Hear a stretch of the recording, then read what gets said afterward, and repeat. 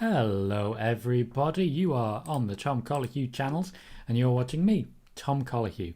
As we're not going to be doing a stream on Friday, I decided to do a bit of a random one here on Wednesday. It is right before a pay-per-view which happens tomorrow, that being Crown Jewel. I've gone for the wrong page, that's not my YouTube page, that's my YouTube page.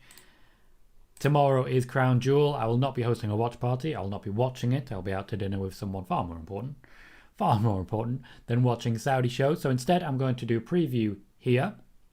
And then, to be honest, I'm going to spend tomorrow chilling out, ready for Friday, when, of course, most of you are already aware, I won't be doing the YouTube video that I normally do at 6 p.m. because I'll be at a funeral instead. So we're going to break down last-minute news and rumours and speculation before Crown Jewel. We're hearing a little bit, by the way, now about the whole women main eventing in Saudi Arabia thing that I mentioned last week. We're hearing a little bit, not too much yet, but a little bit. So it's always fun to jump in these streams, I'll tell you that. We've got a couple of people here already. The user saying hi, mate. Hello there. And Riffing saying hi as well. Welcome everybody to the show. Very glad to see you. Very glad to have you join us. And very glad to have the company going into what will probably be, we'll aim for an hour. If it goes over, it goes over. If it goes under, it goes under. We are Ask Me Anything, as most of you know already. But if you're watching a Tom Colohue show for the very first time, these are Ask Me Anything streams. You can ask me whatever question you would like. You can jump in with whatever you would like to talk about. You are, of course, very, very welcome to join in the conversation. I will still be covering as much of Crown Jewel as possible in the build-up. It's just that you can weigh in with your questions, your queries, your comments, and your opinions as well. You can have conversations between yourselves. You can have little arguments. Whatever you want to do, we are very open here on these streams. Welcome Someone7 and welcome Rob as well. Welcome everybody. The user says, what match do you think will main event Crown Jewel? Now, I did say last week on, I think, my Sunday show that there was a push from WWE management, internally and creative, to get the women's match, the women's triple threat for the SmackDown Women's Championship, as the main event. There is a push to make that happen, particularly when you consider that two of those women are on Raw now. So even if they don't make it back in time, they'll still be able to survive. That said, it is Saudi Arabia. The conversation is ongoing with the Crown Prince Salmon. If you missed a Twitch show on Friday, on Monday, yes, we've christened him the Crown Prince of Salmon. Seems to work. So while that conversation is ongoing, it's going to be a difficult one to say, hey, this person won the fight or this person won the argument, because they didn't necessarily. It's a difficult one to pick out. I think the obvious choice is still very much going to be Roman versus Brock. It is a logical main event. However, if they can convince Crown Prince Salmon to go for the women's match, they will. Welcome, noob. How are you?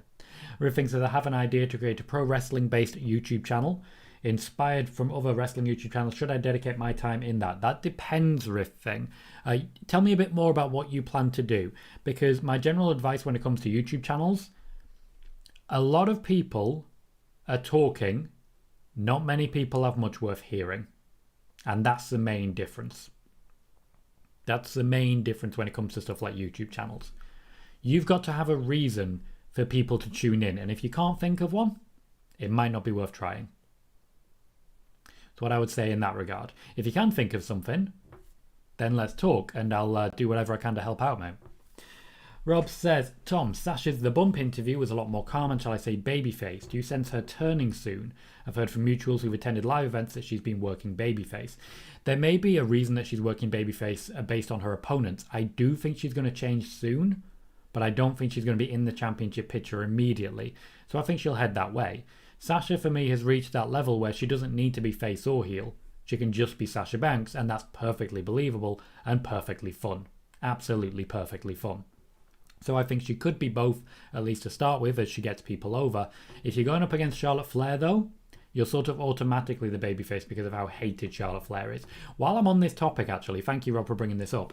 The report that went round that Charlotte Flair is unpopular backstage is garbage. Garbage. Now, Charlotte does not go with most of the social circles that a lot of other people do, but she is still considered very popular.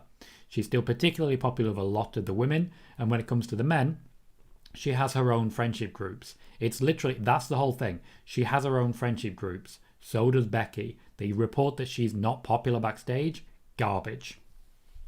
Riff says, I'm planning to do wrestling news, rumors, top 10s, and many more things. Here's the thing, Riff. What have you got there that will make someone click subscribe? Because from what you're saying, you're doing what Wrestle Talk do, what Culture do, what It's Match OT does. You're doing the same thing that everyone else is doing there.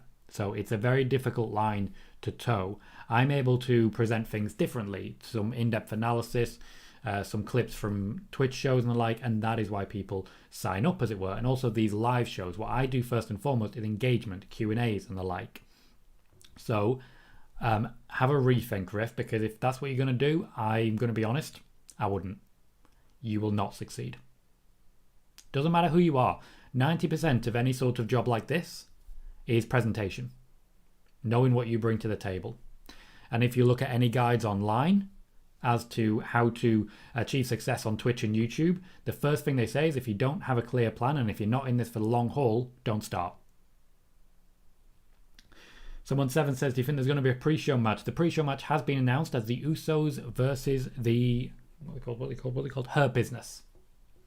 The Usos versus the Hurt Business will be the pre-show match. Hello, Chris. How you doing, mate? Welcome to the show. Noob says, whoever did the report about Charlotte Flair is unpopular backstage is definitely fired. I don't necessarily think they're fired. I think it's very much a case of the people who reported it like to report intentionally controversial garbage like that. Rob says, after Monday's match with Charlotte and Bianca, I'm guessing we'll be seeing a title swap between Becky and Charlotte. A lot of people think they are merging the titles, laughing my arse off, or a winner take all. Yeah, if you have watched my YouTube video on spoilers for Crown Jewel and Survivor Series, we did discuss Becky and Charlotte swapping titles. It seems the obvious choice, but that's still the news, as it were. Things can change, admittedly, but it is what it is.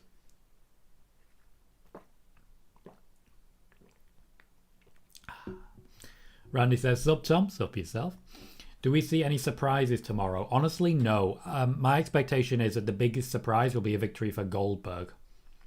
There's reasons for that I'll go into in a little bit, but that's the biggest surprise that I foresee personally. I don't see any other real big surprises. Riff says, I don't want to do this for success and things like that. I'll just do it for fun. Okay, then absolutely, jump on in. Jump on in and go nuts, mate. Absolutely. At some point soon, I don't think I've explained this plan here on YouTube. I know I have on Twitch, but I don't think I've explained it on YouTube. My hope is that the way I want to use Twitch and YouTube, once I get to a certain level, I want to start spreading the love. So I want to start hiring people to be on the channel. Someone to have like a weekly podcast or something like that. Just on the channel, something a little bit different. And we'll test a few things, see who you guys like. But it will still be my channel, but I'll have at least one more person covering a bit of wrestling news. That frees me up to then go on to my other interests. I want to have a gaming channel and I'll have another person on there as well. And so on and so forth. I'll be able to pay an editor. When that eventually happens, I want to start looking into a much more holistic concept. Just a lot of different areas that we can make money so that I can give back to you guys for giving to me. Now, naturally, I have a lot of people I'm very interested in working with. We have our stat queen on Twitch, for those who are regulars there, who's just amazing when it comes to the stats. And I want to give her the social media, as it were, to just go nuts and do stuff like that. But at the same time, we're not there yet. But soon. Rob says, old afternoon. I get that that was a typo, but it's still funny and I want to highlight it. Old afternoon to you too, Robs. For anyone just joining us, please do consider clicking that little like button. That thumbs up can make a massive difference to my viewership and to my success level, so please do consider it. And if you haven't yet, by all means, click subscribe. So to start with, I want to talk about that pre-show match. Pardon me. Which will be the Usos versus the Hurt Business. Now, this is out of nowhere. The Hurt Business, to my knowledge, is staying on Raw with Bobby Lashley. So it's interesting that we are in a situation whereby we have Usos versus Hurt Business when there has been no connection between the two teams at all. Suggests that maybe, just maybe, Bobby Lashley will end up taking the title back from Big E in short order. Or maybe not. Hard to tell.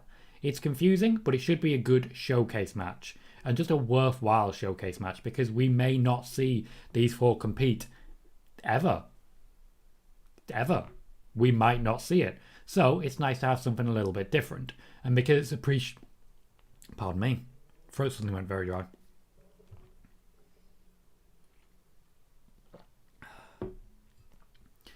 Because it's a pre-show match, I'm pretty confident they're going to get at least enough time to make it interesting. If they can make it interesting and give us a good match, I'm all for it. Every now and then, it's good to have a little random showcase for no distinct reason. It's a good thing to do, and an exhibition match can go a long way, so I wish them every hope with it. I don't see the Hurt Business winning. I definitely see the Usos winning. The Hurt Business, for me, the relaunch of the Hurt Business has not been the greatest of successes, but at least it's got them back on TV. Thank you very much for those who did just click like for me. Riffing says you should create a team like WrestleTalk or What Culture, but only with 4 or 5 people. That is the plan. However, at the moment, I can't afford it. It's that simple. At the moment, I can't afford it. I was planning to launch my Twitch several months before that, back in the August beforehand. I did actually have a Twitch channel. It just wasn't my Tom Colohue channel. For about 5 months before I started on the Tom Colohue side. It didn't really take off and we only did one show a week, but it's one of those where I was really proud of what we were doing. Really proud. We were going to build towards something, but then people started letting me down a little bit as to who was signing up and who was getting involved.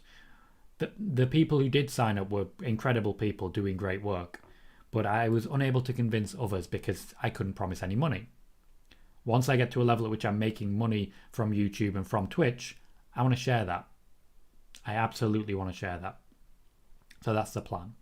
The user says, any plans on turning Rollins face? Not anytime soon. I do think the big plan really for Raw has to be Rollins versus Big E. The big face versus heel, the big championship match has to be Rollins versus Big E. So they really can't get rid of the Rollins face. Get rid of the Rollins heel character anytime soon. At the same time, I think there's going to be a return for Rollins versus Balor. So Rollins for me is necessary as that heel at the very top.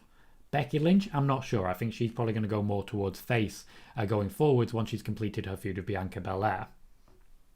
Rob says they really haven't given any real reason why the Hurt Business reunited. I just realised that. Also, WWE is truly ribbing us with the whole coexist thing. I did like that. I actually did quite like that the WWE was taking the piss out of itself. It shows they at least know that there's a problem. And hey, Big E versus Drew McIntyre finishes off tomorrow, so we're done with it at that point. I'm okay with that. So let's talk about the Crown Jewel matches. Please do continue asking whatever questions you have. This is an Ask Me Anything stream, and if you jump in and ask questions, I will endeavour to answer them. And please remember to click that like button. That little thumbs up can make a massive difference, and subscribe if you have not. The first match I want to talk about, I want to wrap up the tournaments first. So, Queen's Crown. I was hoping so hard for Shayna Baszler. I was promised there was a big push coming, and I still feel that big push is coming. It's just going to be at the side of Sonya Deville at this point. It was a well-protected loss, but a loss nonetheless. However, that leaves us with an actually very interesting concept. We have Doudrop versus Zelina Vega, two people who I did not expect this time last year to be anywhere near the conversation. Zelina Vega was on a massive losing streak and somehow pulled away. She's now in a position where she can really make things happen. She could potentially be our Queen of the Ring. Opposite her, Doudrop, who, in her work with Eva Marie, not exciting. Eva Marie's push, basically forgotten about. It's over. So this is definitely something different that they're doing with Doudrop that I'm excited for. I'm going to be honest. I don't think anybody would come out a loser at this. Zelina Vega's got a couple of wins under her belt. Doudrop continues to look like a bit of a badass. A loss to Shayna may have done damage to her, especially when you consider that recently she was squashing both Asuka and Naomi in the same match. So, you know, she's doing very, very good things, and I want to see that rewarded. So I feel that Doudrop will come out of this the winner, but I still think it should be a fun, different match. It may still be a squash. Hopefully it's at least more than 10 minutes, but I would forgive them if it's a short match, considering it's in Saudi Arabia and the women are going to be sweating badly with the full body attire that they have to wear. The other side of the King of the Ring is Finn Balor versus Xavier Woods. Just a really exciting pairing. A match I am really, really excited to see. Finn Balor, this is his big return, as it were, after losing, especially in the way he did against Roman Reigns. This is a relaunch of Finn Balor, going from Demon to Demon King. It is really hard to predict because there is huge fan support behind Xavier Woods, huge fan support behind Finn Balor. The WWE have booked the King of the Ring to perfection. Literally, booked to perfection. Where I had genuine doubt that Xavier Woods would be the one winning. I didn't think he would lose as a semi-final, but I had genuine doubts with Jinder Mahal. With Finn Balor, they lined him up against Sami Zayn. We never really thought that was going to happen, but we still got a great match out of it. I still believe that it will be Finn Balor who becomes King of the Ring. However, I'm not going to be upset with Xavier Woods either. And this is what I mean by booked to perfection. You've given me 2 matches there. I don't care who wins. I'll be happy either way. How often do you see that in wrestling? Riff says, do you think when Volta joins the main roster, if he joins the main roster, WWE will make him wear a singlet just like they did with Keith Bearcat Lee? Maybe, possibly, I'm not sure. This will be part of the discussion and part of them attempting to convince him to move full-time to the US. He's not convinced. All I'll say is, he's not convinced. Dominic says, hi Tom, do you think Charlotte and Becky Lynch will swap titles? Yes, I do, Dominic. I think that's the most logical option of the choices that they have ahead of them. It just makes sense for the two of them to swap championships and then compete head-to-head at Survivor Series. I also think one of them will attack the other and take both championships. Probably Charlotte attacking Becky so that she can say, hi, I'm 2 belts Flair, just like you were 2 belts Lynch. And it's going to be, it's standard stuff. Standard stuff. I think it's very, very standard storytelling, but I think it's what they're going to do. Rob says, Rollins, Big E, first 2 NXT champs, call back. And a lot of good stuff to call back to. Their feud in NXT was fun. Their feud in the main roster, it's been a while. It's been a while. There's a lot of history between New Day and Seth. In Seth's first championship run, he ended up tag teaming with New Day quite a lot because they would just appear backstage and chat to him. This is when they were still heels, of course. Just really good work by everyone involved. I just like the concept. Rob says, I'm really torn between Xavier and Finn. Like, literally, this is one of the matches I'm super interested in, and I want Xavier to win and Finn to win. Can we do a tie and split the crown? Sadly, they can't, Rob. Sadly, they can't. But I totally get what you're saying. I would not be unhappy with either of these. I want both to win. And though they'll never reach the point of sharing, I like the slight heelish tendency that Finn Balor was suggesting the last time we saw the two across the ring from each other. If you are just joining, hi, I'm Tom Colohue. We are covering WWE Crown Jewel 2021. If you wouldn't mind clicking that little thumbs up, that makes a big difference to this chat and our growth. And if you like this content, please do click subscribe. We are an Ask Me Anything. You can jump in and ask me whatever you would like, and I will endeavour to answer it. One thing I do want to say before we continue is that today's video on YouTube was about Sasha Banks. It was a specific response to all of the different reports about Sasha Banks making her absence and making her return after SummerSlam. A lot of people have been asking, where's Sasha Banks? Where's Sasha Banks? Where's Sasha Banks? I endeavoured to answer that question. Now, a few people are annoyed with me because they have accused me of clickbaiting it, which I did. I did clickbait it a little bit because essentially the whole point of the video is to take the piss out of clickbaiters. That's what I'm doing. I'm mocking the clickbaiters with a little bit of clickbait and telling them, stop hounding people. If you haven't checked out that video, please do so. I think it's some of my best work and it came directly from Spoiler Warning on Twitch. You can see the sort of content we make over there. At the moment, it is my top video of the last 10 videos, so of the last 2 weeks or so, which is good news. YouTube is advertising it as much as it can, and 8.8% of people are clicking on it to check it out, which is pretty damn good. 10% is considered fantastic, 5% is considered okay. 8.8%, pretty damn good.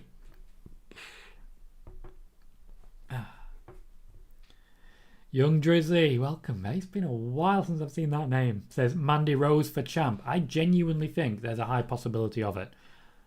I think there's a high chance that her whole faction leaves with the championships. I'm excited to see. Riffing says, did TNA's Abyss ever wrestle for ECW? Not that I'm aware of. Not that I'm aware of.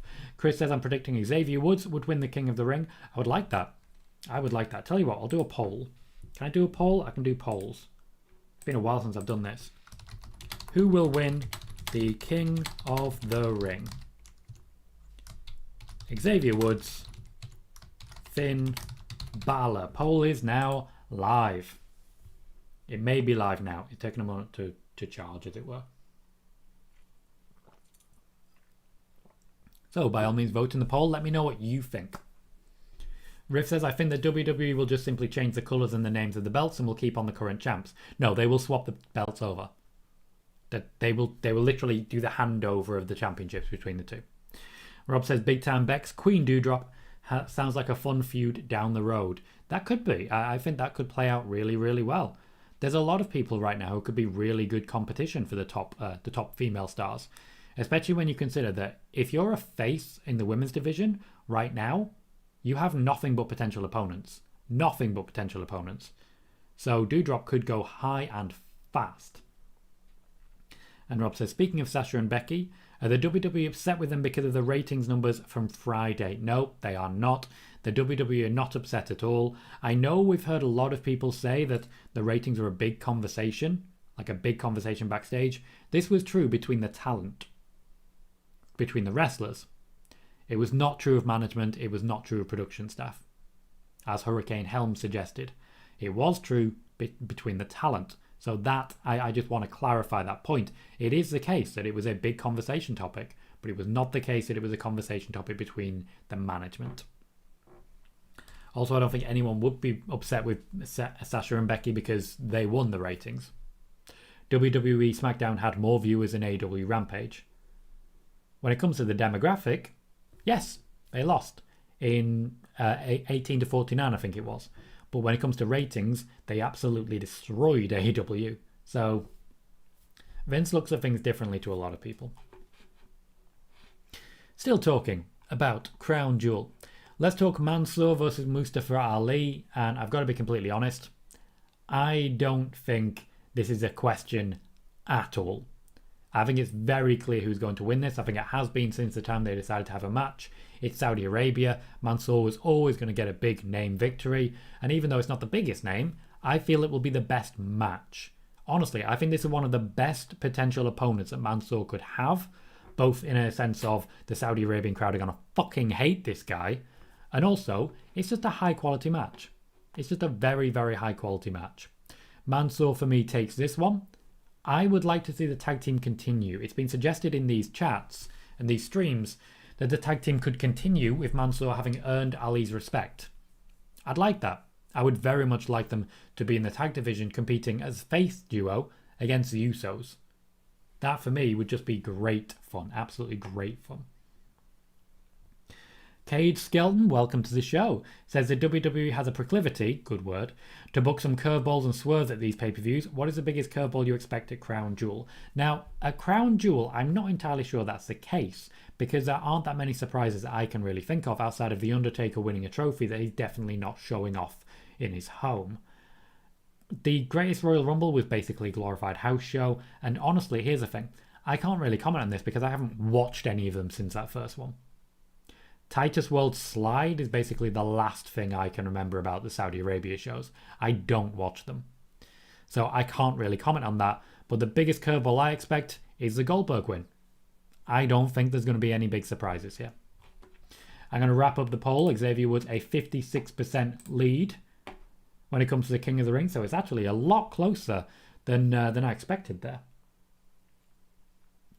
These poll features, I tell you, such good stuff. Jason Wedge, welcome to the show.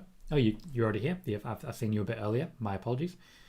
Yeah, I missed that. My apologies. Jason says, do you see a Finn Balor heel turn to feud with Big E? Not yet, but I believe they will certainly tease it as they have done with the segment that they had with Xavier Woods yesterday. Not yesterday, the day before. And Jason says, the only time Mansoor loses at Saudi Arabia is if he ever gets a match against Roman Reigns. Very likely, yeah, that's probably how it's going to break down. And he may get a match against Roman Reigns at some point. It's a fair comment. Michael says, hi Tom. Welcome, Michael. How you doing, man? And Rob says, oh yes, Tom, good lord. Mansoor's promo from Monday was absolutely amazing, especially him speaking on his language. He has been entertaining from day one. I didn't expect it, but WWE seems to like him. Mansoor just comes across like the nicest guy in the world. And a really phenomenal wrestler. Really fantastic. I can see him going very, very far in the company. very far. Especially when you consider, yeah, that's not his normal promo, which shows he can change and switch up styles and he can evolve. That's important as a wrestler. Rob says a cockier Balor versus Priest, Riddle, Edge, Owens, and eventually Big E is the way to go. Gives him some momentum and you can go about it without the pomp and circumstances time around and just X as in the Prince. I think at the moment there aren't many top level faces. There's Big E, there's Edge, who I'd rather see working lower down the card, and there's Balor. Now, Owens, for me, I didn't think he'd be treated like a big deal on Raw, but Owens got the vignette that Finn Balor didn't. He's the one who was advertised on Raw this week. So Owens versus Rollins may be coming.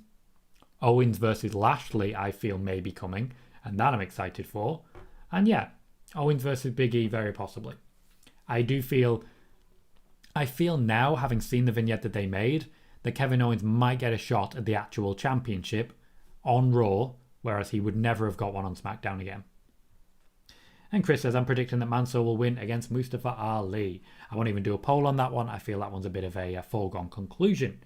If you're just joining us, please do remember to click that little thumbs up. That like button can make a major difference for me and my viewership and for potential subscribers as well. So please do consider. Jason says, do you think they would ever bring back the King of the Ring pay-per-view? I don't think so at the moment. Pay-per-views are not where the money is at right now. So having those on TV and free TV is more beneficial to the company than having a pay-per-view. That said, I would love to have another Deadly Game tournament, Survivor Series style. Just a one-night, 16-man tournament. I don't think they could do it because all the matches in that show were like 2 minutes long. But it would be fun, wouldn't it? Even if it was a one-night, 8-man tournament, it'd be good. It'd be good. I did see that, Ed. I'll let you correct yourself. Riffing says, will Black Wednesday become an annual thing on April 15th? Don't think so. I don't think it's always a Wednesday on April 15th. Ed says, Mansoor always wins in Saudi, and that is the only thing he said. And yes, indeed, he very much does. Seems an obvious choice for this one. For the Raw Tag Team Championships, we have RKBro defending in a rematch against AJ Styles and Omos. And honestly, the fact that this is a rematch for me gives away the ending. I think Styles and Omos will not be staying in the tag division for long. I think this is why they are working a system whereby they sort of play the two separately a little bit. There are certainly teasers that Omos will walk away from AJ Styles, but we'll see how that plays out because you never can tell. In the meantime, as regards the match, Randy Orton and Matt Riddle continue to connect. It's all about trying to work out how to bring down the big guy, but what they do every week is attack AJ Styles, a supposed weak link. It seems pretty clear to me that AJ Styles, in my opinion, still the best wrestler in the world, will be taking the L for his team in order to protect Omos. And this may cause some long-term tension between the two, which I am kind of there for. Rob says, I miss Bayley as well. I truly miss the role model. If you haven't watched my video on Bayley already, by all means check it out. It does cover what I expect to be her return schedule, and it is well worth checking because I do fantasy book a little WrestleMania feud for her. I miss Bayley as well, and I think when she does return, she'll receive a hero's welcome. Riff says, are Otis and Gable on the way out of WWE? Nope. Michael says, April 15th being the day of releases. I'm aware of that, absolutely. The releases will usually come after WrestleMania when they can spare people, or at least when they believe that they can spare people and they don't need bodies anymore. That's when essentially they stop spending money and they know they're going into a period where they're not going to make that much through ticket sales, ratings and the like. So they start to cut the money down. There will still be releases every year. You're going to start seeing releases everywhere else as well. It's standard business. Rob says, another question I had, is AJ Styles going back to the top of the card soon as a singles competitor? No, I'm confident that, especially when he was drawn to stay on Raw, I'm confident that there are no plans for AJ Styles to ever compete for World Championships again. I don't like it, but that's what I believe. Riff says, is Titus O'Neil retired?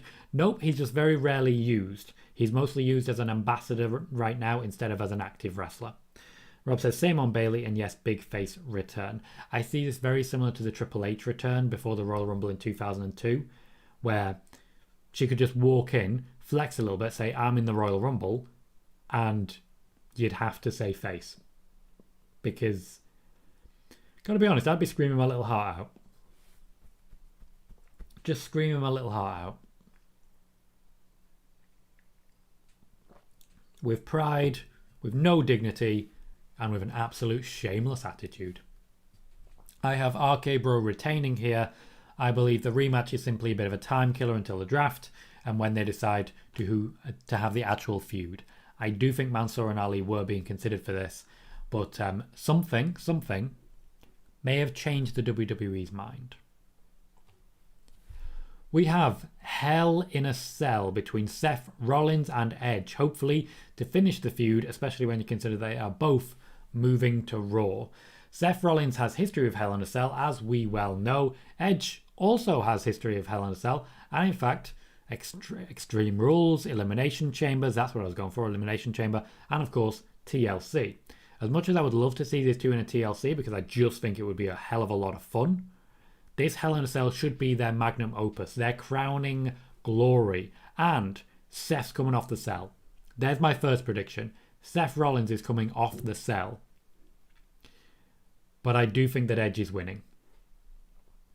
I do think it's one of those where Edge is the obvious choice to conclude, but the question really is what happens next. If we're about to get, for example, Edge versus Bobby Lashley, that'll be a good feud. Edge then needs a win. If we're about to get Rollins versus Big E, Rollins then needs a win. What we're actually about to get is Survivor Series. And I would imagine Edge might be taking a little bit more time off until the end of the year. I personally think we won't see Edge again until Royal Rumble, but that's just my opinion. Whereas with Seth, I think he's going to be needed for Survivor Series. So for me, Edge takes the win. Riff says, did you know Fuego del Sol, his son, is debuting on the next AW Dark? I did not, because I don't watch AW Dark. I, as a wrestling fan, am mostly interested in storylines rather than actual wrestling. So Dark and Dark Elevation have just of no interest in me whatsoever. Just none. If I'm going to watch a show and they say to me it'll be just non-stop wrestling, I'm probably not going to watch it. Genuinely, I'm probably not going to watch it. I watch for the storylines. As a wrestling fan, the thing that I'm least interested in is the wrestling. I know, but still.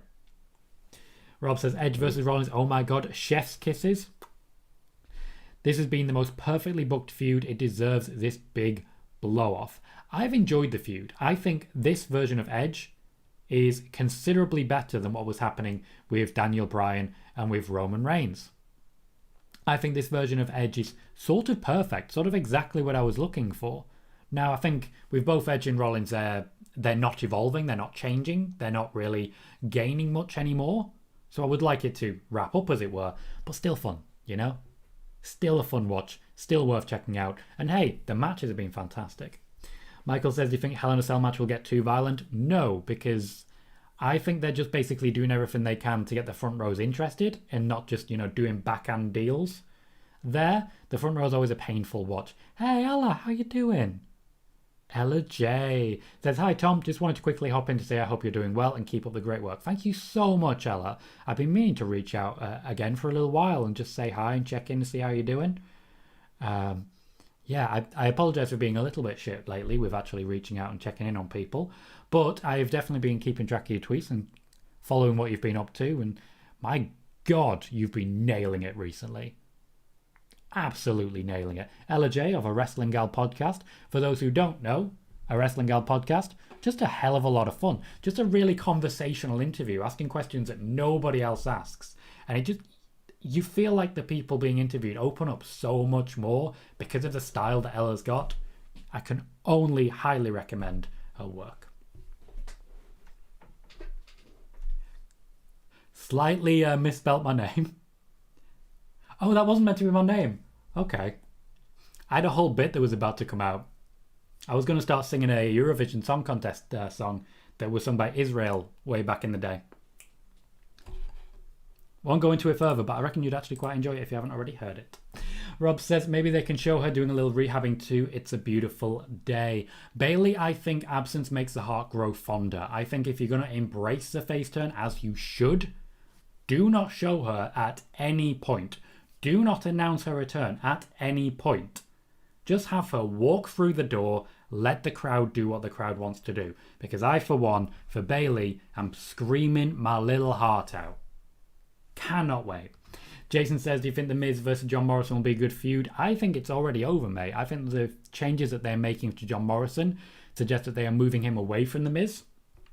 And to be entirely blunt, when it comes to Miz and Morrison, I think they've just missed the boat. I think they've just entirely missed the boat. Rob says, storyline's over, work rate, now you're speaking to me. I'm a writer, you know? I'm a writer. Absolutely, Ella. Thank you for dropping in. Appreciate it. And I'll reach out to you in the next couple of days and just check in and we'll have a chat. Okay? I'll see you in a bit. Rob says, I don't know if you watch NXT 2.0 much, but you may know Tony D'Angelo. I'm shocked that he's gotten so over even with the main roster talent. I love that guy. I like what they're doing with NXT 2.0. I'm just going to be really honest. I like what they're doing with NXT 2.0 because it's starting to get back the crowd reception. It's starting to get back that little element of tribalism that had people chanting NXT, NXT, NXT. It's starting to get back to being that little underground show. You know? The show that WWE isn't. It's starting to get back to that. And it's starting to push people that you haven't heard of that you just want to give a chance to. And they've got really good people coming through. I'm a big fan of Gigi Dolan. I like what they're doing with Bron Breakker. I don't mind Joe Gacy. I don't know. I think they've given him a crap gimmick, but I think he'll get it over. And, you know, that's a big deal. So, I don't mind it. Tony D'Angelo, I've not seen much of him, but I fully believe that you can get over quickly in NXT 2.0. It's just that it's hard to keep that when you go to the next stage. Dominic says, one last question. Is there anything else for Cesaro? At the moment, I don't know if there's anything planned for Cesaro. He was drafted in the first few rows. He wasn't drafted on Raw Talk or Talking Smack, where it seems like they just don't have plans for people. So I'm cautiously optimistic with Cesaro. I think that's a safe way to say it. Indeed, Ed says, Ella J, the busiest woman in wrestling. She really is. The hardest worker, I tell you. Hardest worker. Thank you, Robs. Thank you. Riff says, why did WWE recycle stupid gimmicks? Just two examples. Andre Chase is using Drew Gulak's old gimmick and Morrison is using Jinder's old gimmick. I was aware of the Morrison Jinder one. I think it's because, essentially, they're running out of ideas. They've kind of already done everything multiple times. They're just running out of ideas. Rob says, I get that, Tom. I was just paying homage to those old Triple H hype videos before that classic return. Indeed. I wasn't actually watching at that time. I just sort of moved and we didn't have access to the Sky Sports to watch wrestling anymore. So I wasn't even aware that they happened, to be completely honest with you. So thank you for pointing that out. Young Drizzy says, is there a reason why Undertaker is in Saudi today? Networking and marketing. Essentially, all of the big names will be in Saudi to basically say, hi, where are all the people you want to meet? It's just standard stuff. He's not wrestling to my knowledge. Rob says, agreed, they're loaded with young prospects, more so than most realise. And this is the thing. Without getting rid of a certain layer at the top of NXT, those talents would not rise again. They wouldn't. They absolutely would not. And that's something that needs to be considered. You wouldn't see a Bron Breakker if you still had Karrion Kross, etc. NXT 2.0 was necessary. Jason Wedge thinks Happy Corbin should go back to NXT. I don't. I like Baron Corbin. I think he's got a lot of talent and he's a very good talker. He's a bit slow with a talker, but he's a good talker nonetheless. I just think the problem that they're having is that they went too quickly from sad to happy Corbin. I didn't like that. Ed disputes, saying Andre Chase isn't Gulak, it's more Bobby Knight and Dean Douglas. You know better? I have no idea who they are. Riff says, did WWE change Elias's gimmick because of Rick Boogs? No, they changed Elias's gimmick because Elias was starting to hate it. He'd had it for several years, it wasn't over, and he needed a change. I'm interested to see how fans react once Elias returns. I just don't know when it's going to happen because I don't think there's an easy route to the top for Elias. I don't think there's an easy route there. I'm disappointed to say it, but I just don't see it. Next up is Bobby Lashley versus Goldberg. And here, I felt Lashley was going to win this all day, every day, but that is no longer the case in my eyes. I believe that Goldberg will be picking up the win. I believe that the fact that we're no holds barred suggests that Gage Goldberg will be getting involved. I can exclusively reveal Gage Goldberg has travelled to Saudi Arabia. So, always a fun one to mention. And I think it's very telling that Bobby Lashley, even after reforming the Hurt Business, has not had the Hurt Business as backup anywhere in his feud with Bobby Lashley. Anywhere. I believe that Goldberg will win this one, and that we will have another match between the two later on, probably at either Royal Rumble or WrestleMania. Bear with me just 1 second.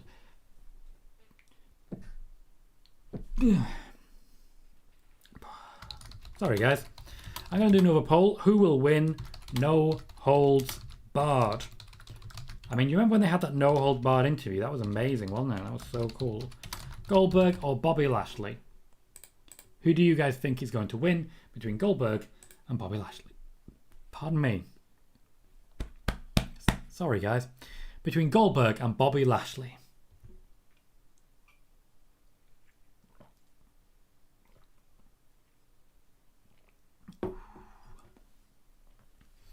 While that's going on, I'll talk about the next match. Only 3 left, and that is the WWE Championship match between Big E and Drew McIntyre. Now this feels like a little bit of killing time. It genuinely does. I honestly feel like the situation we've landed in when it comes to these is that Drew McIntyre he absolutely needs to just ride off into the sunset onto SmackDown. Big E needs some marquee wins. So I see Big E winning this match clean. Clean as you like. I think Drew McIntyre is putting someone over on his way out the door, and I'm not angry with that. I'm not upset with that at all. I think that's the right choice, and I think he's the right person to do it. Especially when you consider once he goes over to SmackDown, he's immediately in the Roman Reigns radar. Ooh. The Roman Reigns... Oh, I like that. The Roman Reigns radar. So Big E for me could do with the win. He'll get the win. Drew McIntyre, meanwhile, moves on over to SmackDown, where he begins to rebuild. Jason says, does Goldberg have one more match after Crown Jewel left? Unless he's signed a new deal. Here's the thing that we need to say. Unless he's signed a new deal. It is very possible that there has been discussions with Goldberg about staying a little bit longer, and that they will renew his contract. It would just be renewed for less money. He would accept less money depending on the circumstances. If, for example, the WWE said to Goldberg, yeah, we'll give your son a contract and start training him, Goldberg would likely take less money.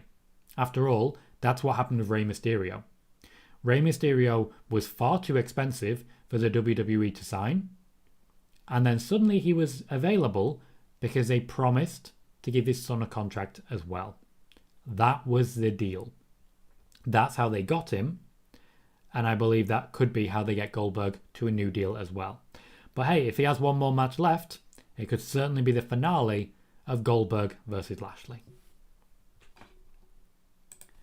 Right, we are currently sitting at 70% to Goldberg. I'm going to end the poll there. And only 30% for Bobby Lashley. After 10 votes, it's 7-3. Goldberg is who the chat think is going to take the win.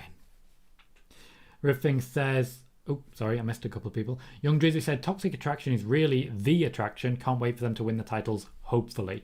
I do feel we may be looking at all 3 leaving with the championships. And I think a lot of people would be really behind that. Really behind that.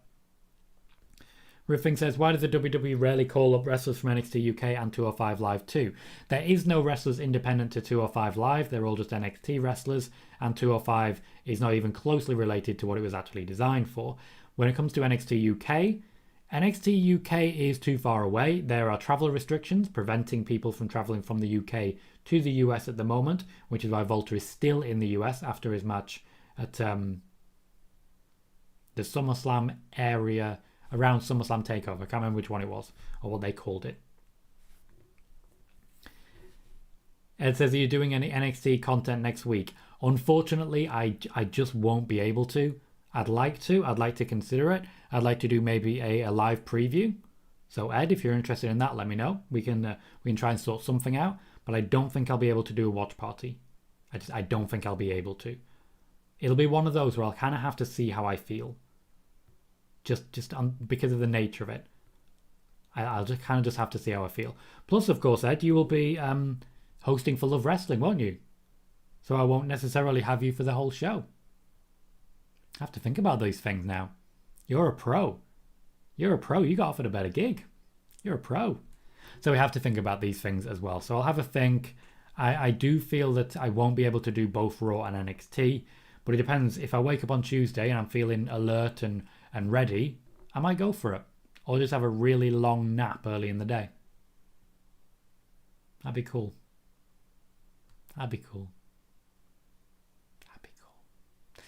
Thank you, Ed. Appreciate that. But yeah, I'll have a think about ways I can do it. But at the very least, I think a preview would be very much worth it.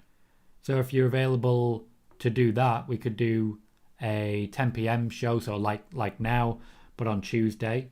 We could do that. That would be 5 p.m. your time. So it would be just after you finish work. I also need to figure out how to do it now because I no longer have StreamYard. But we'll talk out the specifics and work things out from there. I can always do a little bit later to make it more convenient for yourself. Riffing says, is Shane Thorne returning to TV? Eventually, yes. When it comes to Shane Thorne, they're considering lots of different options. They're currently in what they call a focus group phase. So they're throwing a lot at the wall and hoping that something sticks. He'll be wrestling primarily at main event for the moment. Rob says, I cannot wait until Friday Night McIntyre. Let the chase begin. Absolutely. That's what it's going to be. From day one-ish, that's what it's going to be. The chase for Drew McIntyre. I genuinely think we may have a 2-time back-to-back Royal Rumble winner on our hands. Genuinely think that. I don't know how the crowd would react, but I think it's going to happen. For me, there's no obvious male choices for King of the Ring. I think there's a couple with potential. Kevin Owens would be great, for example. But the obvious choices seem to be like Drew McIntyre. Maybe Damian Priest if he loses the championship. I would like a Bobby Lashley win and for him to then challenge Roman. That could be cool. Gives us Lashley versus Roman at WrestleMania, which would be great. We have 2 matches left to discuss, so let's talk now about the women's triple threat. The SmackDown Women's Championship match. Becky Lynch defending against Sasha Banks and Bianca Belair in a triple threat. This match will be brief, as the women will be fully covered and will be exhausted within about 5 minutes because of, Jesus Christ, it's going to be hot and it's going to be sweaty. It's going to be so sweaty. Ugh. But I digress. My winner for this match, as I've been very consistent with, is Becky Lynch. I believe she will be retaining the championship and then handing it over to Charlotte Flair in the swap before Survivor Series. Bianca Belair, for me, was never a likely opportunity. She could win the championship, but that would put her in line for Survivor Series against Charlotte Flair.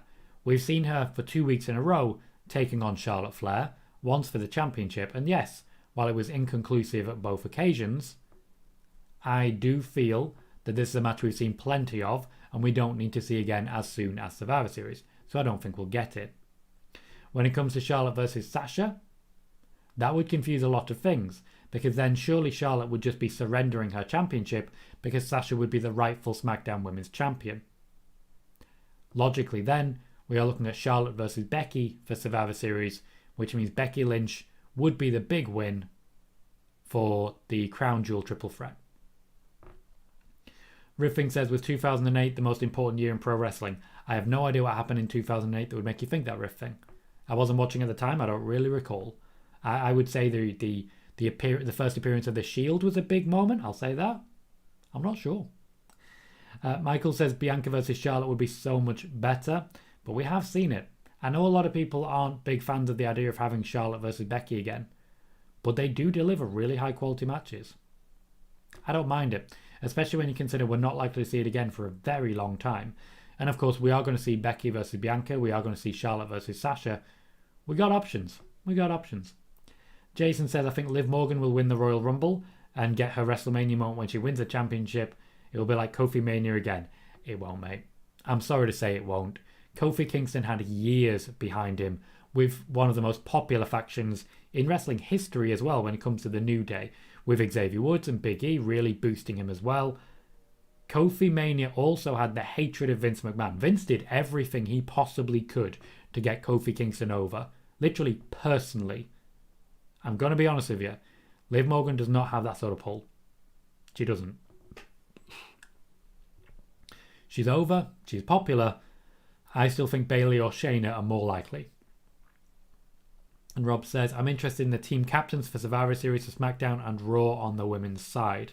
Now, that's a good point, because on SmackDown, Sonya Deville will definitely be arguing what's the crack for the leadership role, because logically she'll be very heavily involved here. Shayna Baszler then becomes leader de facto, but when you've got Sasha Banks, I don't necessarily think it's there. If you look at the women of SmackDown, your leadership is, well, entire. Looking at the division in general, you've got Sonya Deville, who's just returned. You've got Naomi, who she returned against. You've got Shayna Baszler. You've got Sasha Banks.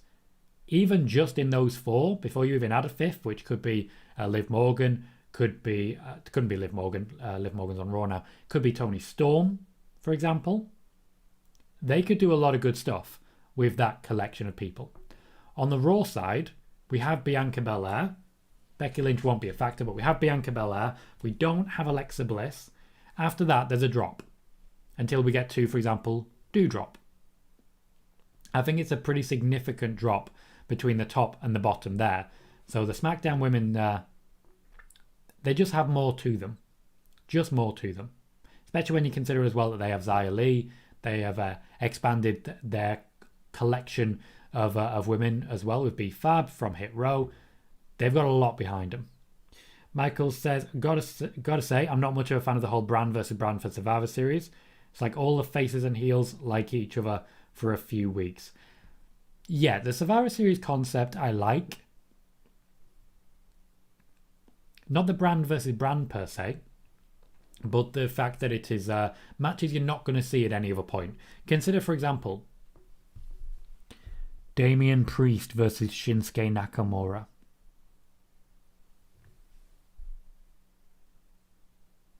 But the storytelling and the build to it, it's not good. It's not good. Riff says, why the WWE doesn't bring back the daily jobs, monsters, stereotypical gimmicks from the 90s and 1000s if they don't have any ideas. Because they've done that for years, mate. They've done that for years. I also didn't necessarily say they don't have any ideas. They're just running out. The creative team, I feel, needs a refresh. I just think they need a refresh. At the very least, Paul Heyman should be more involved. The last match that I want to talk about is what I expect to be the main event, though I will say again, there is a push from WWE management to try and get the women's triple threat as the main event. It's just that Saudi Arabia and the Crown Prince Salman isn't necessarily going for it. So the expected main event outside of that is Roman Reigns versus Brock Lesnar. It will be a first for me to say this, but Roman Reigns, for me, beats Brock Lesnar. Roman has never been the guy beating Brock Lesnar. He's only actually beaten Brock Lesnar with distractions from Braun Strowman, for example, at SummerSlam. And of course, during the triple threat, he pinned Dean Ambrose, and in that way, beat Brock Lesnar. But Lesnar in general has an amazing record, an outstanding record against Roman Reigns. This time, Roman gets his own back. And one of the key reasons for that is that Brock, he doesn't have friends. Roman has the Usos.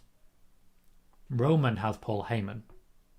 While I do think we're going to see Paul Heyman side with Brock, I don't think we'll see it yet, because logically, Brock Lesnar will not be coming back to the WWE for a while after this loss. I don't think we'll see him again until, for example, the Royal Rumble closer to WrestleMania time. So, from where I'm sitting, Paul Heyman will stick with the bloodline until the beginning of the new year, and then start to switch as we get closer to WrestleMania. Particularly if we've spoken a moment ago about there not being any real obvious male contenders to win the Royal Rumble. How about Brock Lesnar? For a Brock versus Roman rematch at WrestleMania in the main event. The third time, but finally people care. Finally people care. That has been our Crown Jewel preview with some last minute news, rumours and predictions in there as well. Austin says, I just popped in. Anything about Shayna's push? Shayna's push is continuing, Austin. It's just been diverted. It isn't necessarily going to be the Queen's Crown because obviously she's been eliminated from that. But they have decided to make a slight change in pairing her up with Sonya Deville. I have no issue with that. No issue whatsoever. I'm happy with this pairing. The push will still go ahead, and I still feel Shayna Baszler is aimed squarely at Charlotte Flair. We're just not quite there yet. Rob says, Tom, I have an executive question as well. Are Fox and USA heavily involved in who they want to be the faces of Raw and SmackDown? Yes, they are. They don't necessarily have as much sway as a lot of people think they do, but they are talking quite a lot. Fox in particular are really keen on certain figures for the WWE to get onto SmackDown. It is true that Fox specifically requested Charlotte Flair, and it cost them Becky Lynch, but they wanted Charlotte over Becky. USA, however, are apparently a lot more relaxed and are able to just sit back and say, this is what we'll be happy with. Go out there and do what you can. Noob says, I hope everyone on social media still misses Asuka and Bayley. I'm sure we'll see them all soon. Asuka and Bayley, I think, may be needed at the top of that Raw Women's division. I wouldn't mind it at all. Asuka versus Belair could be fun. And I think Asuka versus Bliss is coming too. They've had really good matches in the past. Riff Thing says, I think that the WWE creative team's job is only to be bodies who do nothing, and Vince McMahon being the only member of the creative team, Vince has rejected their ideas because he only wants his ideas. That could not be further from the truth, Riff Thing. Could not be further from the truth. Vince McMahon is less involved in creative than he ever has been. All he does at this point is either sign off or say, have a rethink. That's basically all he does at this point in time. Vince McMahon is less involved in creative meetings than ever before. And the user says, are there any big returns coming up? Bayley. Bayley's the next big return coming up. So keep your eyes peeled for that. If you are just joining us, or if you've been watching for the whole show, please do remember to click that thumbs up button. It makes a massive difference to the show and the growth of these channels and gets me closer to doing this full time. What you can also do, if you're a first time viewer or if you've only been here a couple of times, you can click that subscribe button. Because I tell you what, that is a beautiful subscribe button that once again makes a pretty big difference to what we are doing here. One thing I do want to say, my latest video came out earlier today and it is about answering the question, where was Sasha Banks at SummerSlam 2021? I'm going to post a link to that in the chat. If you haven't yet, please remember to pop over there, give it a watch, give it a like, give it a comment as well. Even if it's just saying that you've watched it, every comment increases the amount of people who watch these videos. 100% every comment. If you go on and just say, I've watched this per se, in my examinations, the video gets boosted to 20 or 30 new potential viewers from that comment that you've made. Just from that comment. With my click-through rate being at the moment 8.8% still, that could be another 3 or 4 viewers. And if one of those 3 or 4 viewers also clicks like or leaves a comment, then that's another 30 or 40 views. Or potential views, I should say. Every little helps. The plan is to get full time with this, and once I am, I will be paying other people to get involved as well. Riff says, will you quit watching pro wrestling if Vince ever retires or else? No, why would I do that? Austin says, I was a little worried about that Shayna match Monday. Yeah, she was protected in the loss, but it was a bit of a surprise loss. Jason says, do you think John Cena could win the Rumble and win his 17th World Championship at WrestleMania? Nope, John Cena does not want to win any future World Championships. He has no interest in becoming a World Champion in the future at any point. I reported this a few years ago, and it has been proven true consistently every time he steps in the ring since. Sadly, you are, Justin. We are just wrapping up. But I still appreciate you coming in. I still appreciate it. So, I've been Tom Colohue. As I've mentioned, I will not be doing a preview show on Friday because I'm going to be at a funeral on Friday. Spoiler warning, may be late or it may be a no-go. But I will definitely be on Twitch for the SmackDown watch party. If you've not already followed on Twitch and you would like to join us for that SmackDown watch party, you can pop on over to twitch.tv/Tom Colohue and do just that. In the meantime, I want to say thank you to all of you for joining me. Thank you to everyone who clicked like, everyone who subscribes, everyone who chats, everyone who lurks. I've been Tom Colohue. You've been fantastic, and I'll see you all very soon.